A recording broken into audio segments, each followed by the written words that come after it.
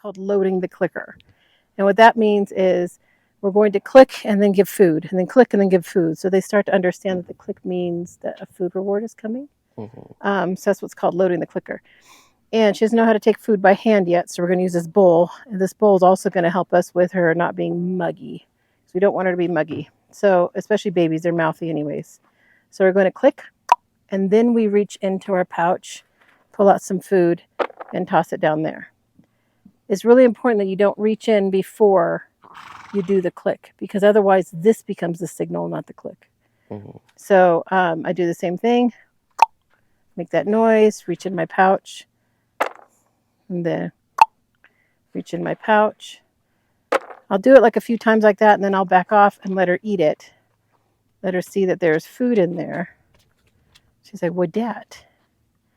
Ooh, you like the pellets, huh? And we'll have to judge how she is, because she just ate her pellets right now. So she's satiated with the pellets. So that will help her not be so muggy.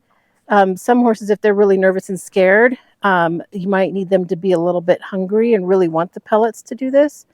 But for her, I think the best time to do it is right after she's already eaten, so she's not getting too excited about the food. Because we're going to teach her how to be able to control herself, but especially babies have a hard time controlling them wanting more food. But it's really just that simple to do this, to load the clicker. So I'm going to have you do it now and do the same thing like I did. You're going to, when you're ready, or when she's done eating that, you're going to just go ahead and back her up off of there, and then do the click and treat. Because you don't want her to, the minute you throw the food in there, you don't want her to walk over there and eat it.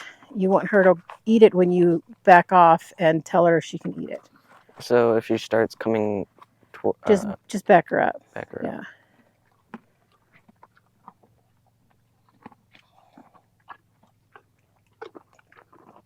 So now you can go ahead and back her up. So yeah, she's kind of, we lost her attention a little bit on the food. There you go. And then you're going to stand by that food to turn a little bit, and you're going to click and then treat. There you go. And you want to kind of back off a little bit so that she's not coming up to you, and then do it again, but make sure your hand's not on there. There you go. Click and then treat.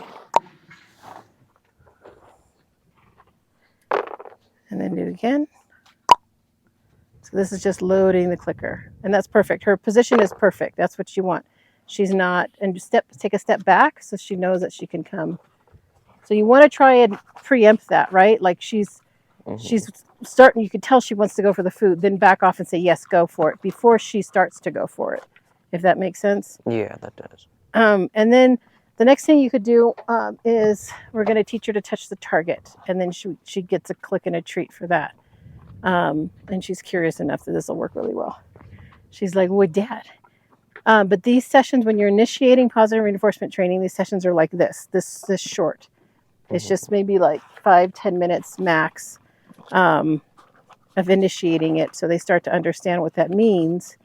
And then we'll go into teaching her calm default, and that's how she has to hold her position before she gets food. But you can practice, while you're doing this, you can intermittently practice trying to give her some food by hand until she figures out to take it from your hand. So when you come and work with her, because you really should be doing like 2 or 3 little sessions with her while you're here. Just come in here and mess with her, work on some of the stuff we worked on, and then leave her alone. Because these babies have such a short attention span. Can't do like a really long session. Yeah. So what we do with this, with the target, is we're going to present the target, and we want her to boop it. Just like that. And as soon as she boops it, we click and give her a treat. And then I'm going to ask her to boop it again. And she's so curious. She's like, "Ah, boops it." Yeah, she'll definitely sniff it and boop it. And sometimes I'll move it somewhere else and have her boop. There we go. They just need to touch it, okay? So you go ahead and try that. It's a timing thing. Okay. So you might want to, there you go. You could teach them to walk forward. You could teach them to back up with this. So put it out to the side a little bit so she has to kind of reach more for it. There. You watch your timing. Try and get it as soon as she boops it. You want to click. And we'll do it one more time and then have her back off. Very good. And then we'll let her eat her food. We'll just take a step back. So that would be like a session in the beginning, just like that. Like we did 2 rounds of just click and treat, and then we did 2 rounds of booping that. And we'll do that for a couple of days, and then we'll start to do a little bit more with it. But it'll make it easier if you can get her to eat by hand. And so just as you're working with her, you can click and then try and treat her by hand. And it's just patience of just holding your hand there, and she'll make faces at you, stick her nose up at you, and all kinds of stuff while she's learning that. Okay.